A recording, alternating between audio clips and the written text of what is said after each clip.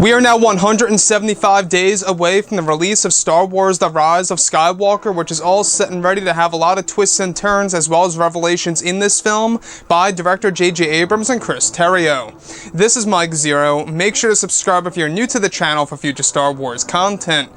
So what's really great about Episode 9 is that we do know that this movie is going to have a lot of revelations that's going to make us look back at the past 8 Star Wars films in a different light, which could be a good or a bad thing. It all depends on the writing and how this movie is going to be executed on the big screen.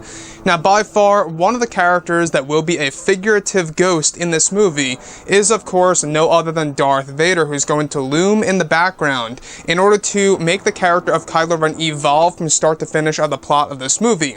Now, these past couple of weeks or so, we've been learning a whole lot more about this film, and when it all comes down to one of the concept art descriptions, this is where things begin to get very exciting for Episode 9. Now, specifically, a description of Kylo Ren sitting inside of the cockpit of his grandfather's TIE Advanced Fighter, and what's left of it. The ship is described to appear damaged, where Kylo discovers a small flash drive-like device stored inside of the ship, where Kylo is said to insert it into one of his consoles, that reveals a transmission of Vader's response to Snoke's message about the Dark Temples and the key to immortality. It's described that in the brief transmission, Vader reveals to Snoke that he has discovered through an ancient Sith relic that the unknown regions holds a pathway to the beyond.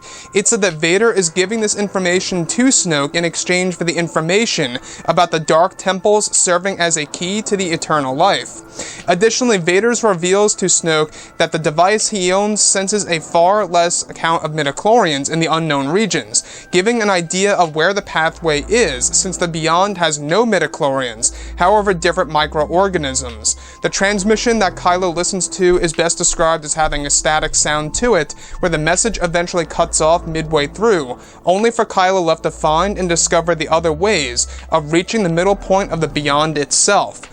So one thing I want to talk about the beyond here, this big response from Vader to Snoke. You know that we went over this a couple of days ago, almost a week ago, about Snoke's message to Vader, about the Dark Temples, and the key to immortality. This is indeed Vader's response to that message.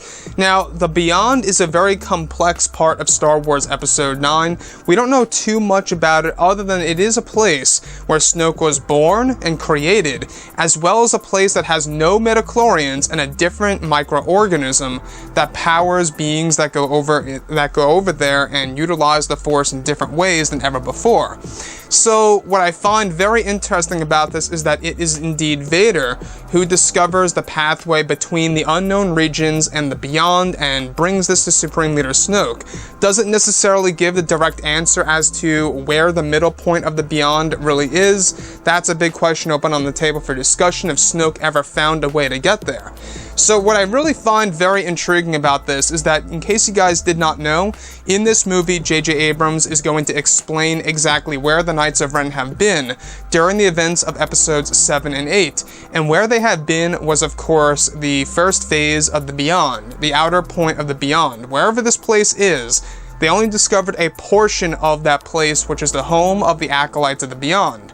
Now, for Darth Vader and Kylo Ren and everybody else, they're trying to find the middle point, the purest point of the Beyond itself that holds no midichlorians at all whatsoever and a different type of microorganism that allows one to become very strong with either the dark side or the light side of the Force. So it's going to be very intriguing to see exactly how that's going to be portrayed on the big screen and how it's going to be utilized for Kylo Ren and his travels throughout the actual movie from start to finish.